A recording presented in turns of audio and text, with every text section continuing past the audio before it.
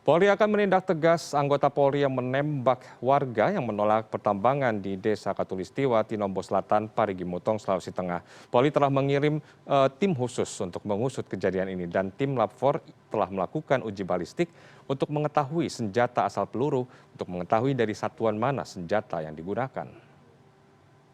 Yang sudah dibentuk oleh Bapak Kapolda, ada Dirkrim kemudian ada Inavis.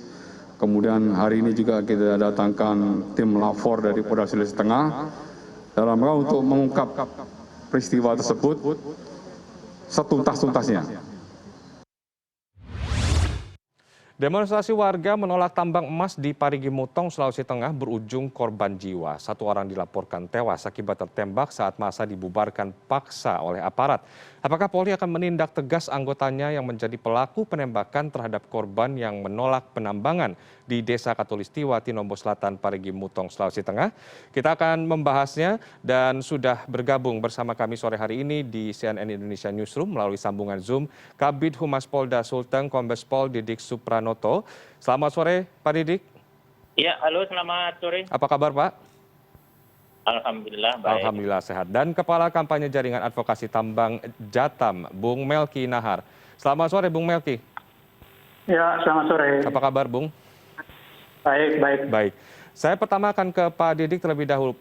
Bagaimana perkembangan penyelidikan yang dilakukan kepolisian dan mengapa ada aparat yang membawa peluru tajam pada saat membubarkan massa pengunjuk rasa? Ya, baik, terima kasih Mas Taufik. Jadi perlu saya sampaikan bahwa terakhir yang dilaksanakan oleh pihak kepolisian dalam memproses tindak lanjut dari kejadian kemarin, hari Sabtu atau hari Minggu dini hari, bahwa pihak kepolisian dalam hal ini Polda Sulawesi Tengah telah membentuk tim yang terdiri dari Propam, kemudian dari Itwasa, ada Reskrim, Intel, dan juga di backup oleh Lab 4 dari Makassar. Nah, sekarang ini Propam telah memeriksa 17 orang. 17 orang anggota kepolisian. Dan juga mengamankan 15 senpi. Ya, dalam hal ini adalah senpi pendek. Dari senpi pendek ini nanti akan karena di sini sudah ada tim dari Lab 4, kita cocokkan dengan proyektil yang ditemukan di TKP untuk menemukan senjata mana yang meletus dan mengenai korban tersebut. Nah, jadi sampai sekarang masih dalam proses penanganan Propam dan juga uji balistik oleh Lab 4 yang sekarang bekerja dari sini. Nanti perkembangan akan kita sampaikan. Nah, seperti yang disampaikan oleh Pak Kapolda, bahwa Polri akan bertindak secara profesional. Kita akan menuntut sampai tuntas siapa pelakunya dan tentunya juga akan dikenakan sesuai dengan hukum yang berlaku, sesuai dengan perbuatan yang dilakukan. Demikian Mas Taufik. Lalu mengapa sampai tadi saya sebutkan ada peluru tajam? Tidak cukupkah dengan menggunakan water cannon saja untuk membubarkan massa? Ya, jadi perlu saya sampaikan, secara umum pihak kepolisian sudah sesuai dengan SOP, Mas. Tetapi masih ada beberapa oknum polisi yang tidak patuh pada SOP itu. Nah, makanya sekarang tugas dari Propam adalah mencari personil yang tidak patuh pada SOP itu. Makanya sekarang dilakukan pemeriksaan oleh Propam dan sudah 17 orang, kemudian juga mengumpulkan semua senjata yang ada di Polres ini, terutama senjata pendek, karena diindikasi peluru yang sudah senjata pendek, nanti akan kita lakukan uji balistik. Nah, kenapa masih ada? Itu disampaikan. Masih ada anggota yang tidak patuh pada SOP dan juga apa yang diarahkan oleh Kapolres pada saat sebelum melaksanakan pengamanan. Baik.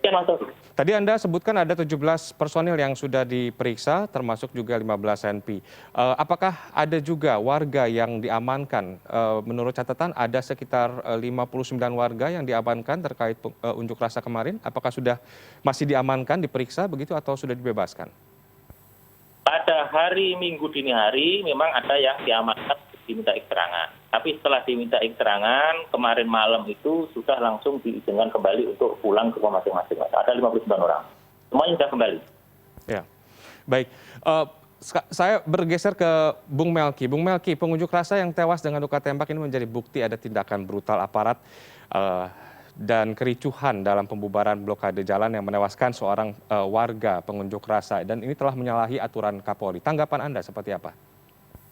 Ya, kejadian yang menyebabkan satu orang tewas kemarin di Parigi Motong itu betulnya tidak akan terjadi kalau dua hal bisa terpenuhi. Satu adalah terkait dengan kebijakan izin tambangnya itu sendiri yang kalau seluruh prosesnya melibatkan warga, barangkali polemik yang kemudian berujung pada konflik pasti tidak terjadi. Karena yang terjadi selama ini, proses penerbitan izinnya, terutama ketika status eksplorasinya dinaikkan menjadi operasi produksi pada tahun 2020 itu, warga sama sekali tidak tahu menahu, tidak pernah terlibat. Itulah yang kemudian membuat warga menentang sejak awal.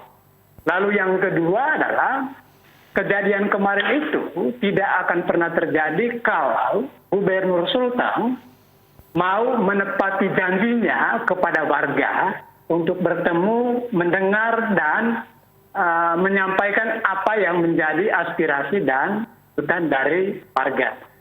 Jadi warga yang melakukan aksi yang jumlahnya ribuan itu hanya meminta kesediaan gubernur untuk bertemu sehingga aspirasi mereka itu bisa didengar, sekaligus bisa ditindaklanjuti ke Kementerian SDM untuk kemudian bisa mencabut izin tambang PT Trio Kencana.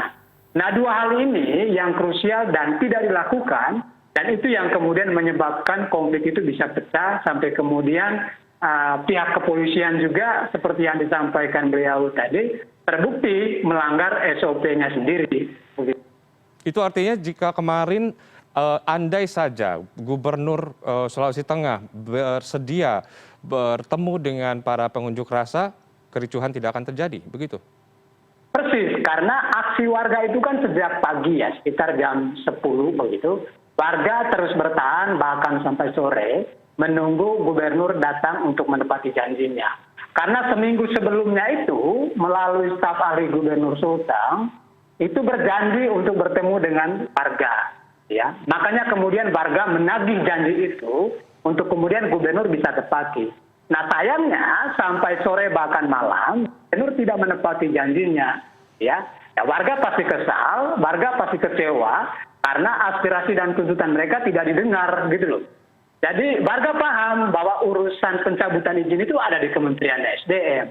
Tapi gubernur punya tanggung jawab juga untuk kemudian meneruskan apa yang menjadi aspirasi dan tuntutan warga gitu loh.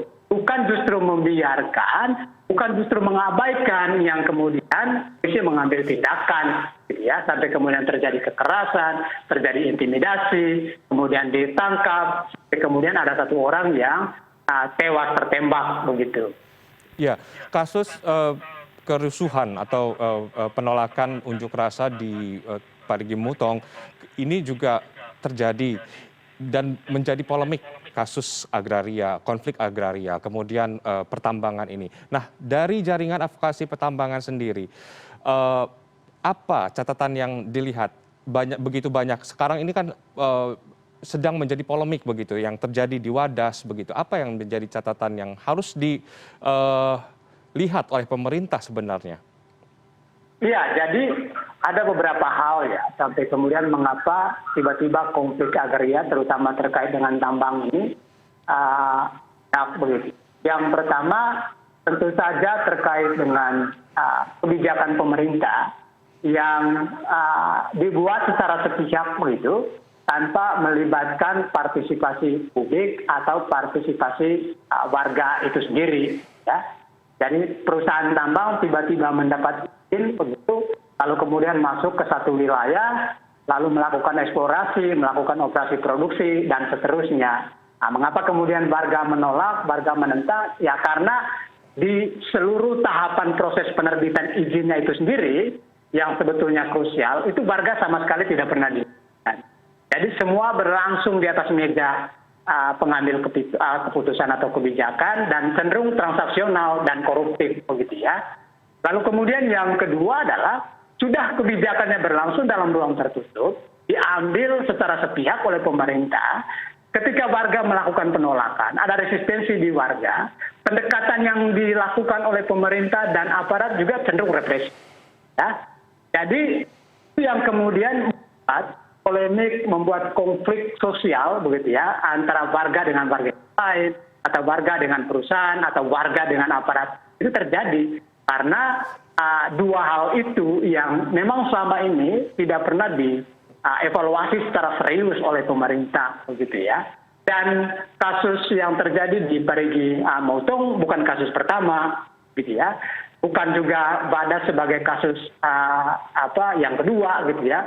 Tapi ada begitu banyak kasus-kasus lain yang barangkali luput dari perhatian kita semua begitu ya, mulai dari Maluku bagian utara, Maluku, Papua, kemudian Sulawesi bagian tengah, bagian tenggara, sampai Sulsel, terus Kalimantan sampai di wilayah Nusa Tenggara sana. Jadi ini kayak bom waktu begitu, karena izin-izin ini seluruh tahapannya, seluruh prosesnya itu memang hanya dibikin secara sepihak oleh pemerintah, tidak berdasarkan aspirasi atau masukan dari warga itu sendiri gitu loh. Jadi semua top down gitu ya, tidak berangkat dari aspirasi warga. Sehingga ketika warga menolak, ketika warga menentang, ya rasional gitu. Dan itu yang mestinya didengar, bukan justru represif begitu ya, seperti yang kita saksikan selama ini. Baik, kembali ke Pak Didik. Pak Didik, bukan tidak mungkin jika keinginan atau tuntutan warga tidak dipenuhi, maka resistensi itu akan terus terjadi. Lalu apa yang akan polisi lakukan? Tapi tahan dulu jawaban Anda, kita akan kembali usai jeda. CNN Indonesia Newsroom akan kembali saat lagi.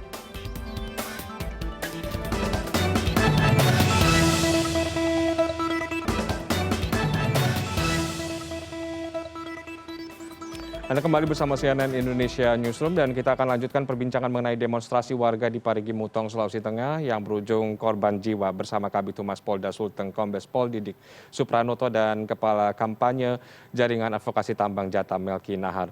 Pak Didik, pertanyaan saya tadi, jika tuntutan warga belum juga dipenuhi, bertemu dengan gubernur atau meminta IUP dari PT Trio Kencana untuk dicabut begitu, bukan tidak mungkin resistensi itu akan terus terjadi. Apa yang akan polisi lakukan? Ya, baik. Jadi tugas kepolisian selain melakukan pengamanan, kita juga melakukan pencegahan, Mas. Jadi untuk mencegah hal tersebut, tentu pihak kepolisian juga akan berkoordinasi dengan pemerintah daerah. Nah, dalam hal ini Pak Kapolres sudah berkoordinasi dengan pemerintah daerah tadi sore untuk mencari jalan yang terbaik, untuk mencari penyelesaian yang terbaik. Nah, namun dalam hal apabila terjadi nanti misalnya ada penyampaian pendapat, ini juga sudah kita sampaikan kepada seluruh masyarakat, kita himbau juga sesuai dengan prosedur. Paling tidak ada pemberitahuan dan lain sebagainya. Kemudian yang menjadi permasalahan seperti kemarin yang terjadi itu adalah bukan masalah tambangnya karena kita tidak fokus di situ, tetapi adalah fokus pada penutupan jalan. Karena pada mulai tahun 2022 ini sudah 3 kali melakukan unjuk rasa. Kemudian modusnya dengan menutup jalan. Sedangkan jalan ini adalah akses satu-satunya dari Sulawesi Tengah menuju ke Gorontalo sampai ke Sulawesi Utara. Begitu juga sebaliknya. Nah, makanya kemarin pada saat kejadian, kepolisian memang harus untuk membuka blokade itu. Kalau tidak pun nanti akan terjadi konflik baru di situ. Karena antrian sudah cukup banyak, sudah sampai 7 kilo lebih, baik itu dari Sulawesi Tengah atau dari wilayah Gorontalo. Itu sudah menjadi konflik, sudah mulai ribut pengguna jalan dengan masa unjuk rasa. Sampai jam 12 malam, makanya kita berupaya untuk membuka. Akhirnya toh terjadi keributan dan ada korban. Kemudian untuk mencegah terjadinya tindakan yang kemarin dilakukan oleh anggota dan itu dianggap tidak sesuai dengan SOP, tentu ini akan menjadi PR bagi pihak kepolisian, terutama Polisi Tengah, untuk melakukan analisa kembali. Menekankan kembali anggotanya, mulai dari pangkat yang tertinggi di situ, seperti Kapolres, untuk lebih melakukan pengawasan lebih ketat lagi dan juga memberikan arahan yang lebih detail sebelum pelaksanaan pengamanan, terutama untuk penggunaan senjata dan sebagainya. Ya, Ini akan kita lakukan, Mas. ya, Pak Didik, dari hasil pemeriksaan sementara, apakah ditemukan adanya ancaman-ancaman kepada pihak warga atau kepada beberapa kepala desa? Karena beredar informasi beberapa kepala desa mendapatkan ancaman terkait unjuk rasa yang dilakukan kemarin. Oh, tidak ada. Bahkan pada saat kemarin, pihak keluarga pun terbuka, Mas. Jadi pihak kepolisian dalam diwakili oleh Kapolres, Kasat Intel, termasuk Kapolsek, itu juga hadir di acara pemakaman, Mas. Jadi mereka sangat menerima, kemudian kita juga ikut belasungkawa, kita juga memberikan bantuan sosial kepada mereka untuk meringankan beban mereka dan lain sebagainya. Jadi mereka tidak ada ancaman, kemudian juga mereka merasa takut, tidak. Bahkan mereka juga menerima kita untuk bisa hadir di rumah juga pada saat itu. Baik, Bung Melki, dari pantauan Anda dan Anda terus mengawal kasus ini, selain tadi 2 tuntutan warga, apalagi sebenarnya yang ingin disampaikan oleh warga? Ya, jadi gini, luas konsesi tambang PT Trio Kencana ini itu lebih dari 15.000 hektar. Ya. Dan dari total luas itu, mayoritas itu mencaplok lahan-lahan pertanian warga, kemudian pemukiman, ya, terutama di Kecamatan Kasimbar, gitu ya, Kabupaten Parigi Motong. Nah, sisanya itu ada di Kecamatan Kinombo Selatan, gitu ya. Nah, perjuangan penolakan tambang yang dilakukan oleh warga ini soal mati dan hidupnya warga, gitu ya. Karena yang dipertaruhkan ini adalah lahan-lahan pertanian mereka, kampung sebagai ruang hidup mereka, sumber air mereka, begitu, yang sedang terancam ketika perusahaan ini masuk dan hendak melakukan operasi produksi di wilayah mereka. Jadi mekanisme atau penyelesaian atas masalah ini, terutama juga terkait dengan penegakan hukumnya, mestinya tidak hanya terkait dengan urusan dan tindak pidana dari masa aksi yang melakukan pemblokiran terhadap jalan, gitu ya. Yang mestinya diselesaikan itu adalah problem masalahnya, gitu ya, terutama terkait dengan kebijakan tambangnya yang masuk di wilayah pemukiman, yang masuk di wilayah pertanian warga, begitu. Itu yang mesti dibereskan, ya. Karena kalau tidak, itu tetap akan mengancam keselamatan warga, mempertaruhkan ruang hidup mereka, yang kemudian juga akan memunculkan resistensi itu sendiri. Baik. Nah, perlu diingat bahwa Kecamatan Kasimbar ini adalah lumbung pangan terpenting untuk Kabupaten Parigi Motong, gitu loh. Jadi itu yang sedang diselamatkan juga oleh warga yang melakukan aksi. Baik. Nah, yang kami sesalkan adalah ketika satu gubernur justru mengeluarkan pernyataan itu mendorong supaya para koordinator lapangan aksi itu ditangkap. Ya. Padahal problemnya ada di gubernur itu sendiri salah satunya. Itu yang mesti dibereskan. Lalu yang kedua dari aparat keamanan yang kemarin bilangnya hendak mendorong penegakan hukum secara profesional, ya. Tetapi yang catatan kritisnya adalah menyelesaikan masalah ini secara tuntas, mesti melihat akar masalahnya. Karena jangan sampai polisi hanya menyentuh aspek pidana terkait dengan aksinya, ya, lupa akar masalahnya bahwa aksi yang terjadi kemarin itu tidak terjadi begitu saja. Tapi ini adalah akumulasi dari gerakan perlawanan warga sebelumnya yang sama sekali tidak pernah didengar oleh pemerintah. Ya. Nah, mestinya pihak kepolisian, pemerintah daerah, dan pemerintah pusat berkoordinasi untuk segera melakukan evaluasi terhadap izin PT Trio Kencana ini, gitu, untuk kemudian izinnya itu harus dicabut dan memulihkan seluruh kerusakan sosial ekologis yang dialami oleh warga dan lingkungannya. Iya, baik. Gitu, Mas. Baik. Terima kasih, Bung Melki.